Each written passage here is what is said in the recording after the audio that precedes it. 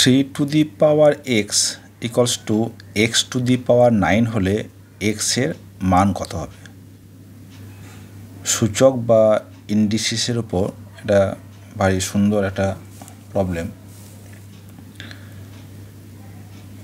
তো এখানে দেখো, আমরা জানি যে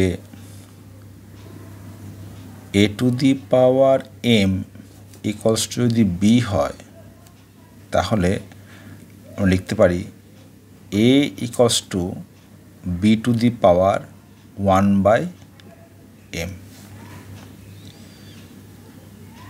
অর্থাৎ এটা যেটা হচ্ছে যে আমি যদি বোথ সাইডে 1/m পাওয়ার নিই, কী করছি না, a to the power m whole to the power 1/m b to the power 1/m, both সাইডে 1/m পাওয়ার নিলাম। আমরা জানি a to the power m a to the power m whole to the power n equals to a to the power m into n। তাহলে দেখো এটা আছে a to the power m into 1/m equals to b to the power 1/m। অর্থাৎ এ equals to mm কেটে যাচ্ছে, a to the power 1 equals to b to the power 1/m। তো এগুলো সবই হচ্ছে ইন্ডিসিসের প্রপার্টি। তাহলে আমরা এটাকে লিখতে পারি যে or 3 to the power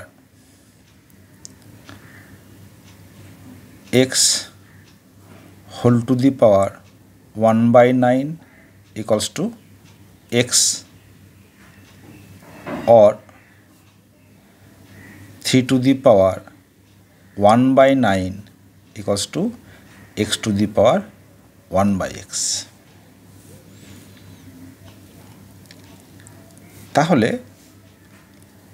এখানে এই 3 এবং 9 আমি এমনভাবে ম্যানিপুলেট করব যাতে আমাদের x two the power 1/x এই ফর্মে আসে। তাহলে বেস এবং পাওয়ার 1/, পাওয়ার জন্য সেম হয় 1/x whole to the power 1/x। এখন দেখো লিখতে পারি যে 3 to the power 3/3 into 9 equals to x to the power 1/x।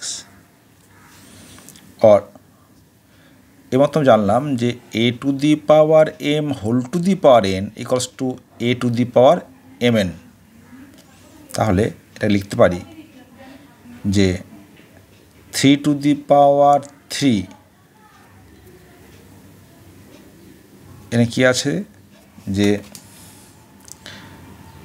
3 into, তাই তো 3/3 ইন্টু 9, তাকে লিখতে পারি 3 ইন্টু 1/3 ইন্টু 9, তাই না? তাহলে এইটা m, এটা n। তাহলে লিখতে পারি 3 to the power 3 into 1/3 into 9, this is equals to x to the power 1/x।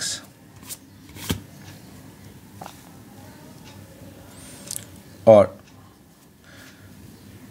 3 to the power 3 whole to the power 1/3 into 9 equals to x to the power 1/x। or 3 to the power 3, তাহলে 3 into 3 into 3 আছে 27, 3 into 9 1/27 equals to x to the power 1/x। তাহলে দেখো এখানে 27 two the power 1/27 x two the power 1/x। তাহলে আমরা যদি compare করি বলতে পারি x ইকুয়ালস টু 27। এটা জানো, ম্যাথস অলিম্পিয়াডে এই ধরনের প্রবলেম প্রায় আসে, খুব সুন্দর, জাস্ট সংখ্যার ম্যানিপুলেশন আর কি। সংখ্যাগুলোকে এমনভাবে সাজাতে হবে যাতে x⁴ এই ফর্মে আসা যায়।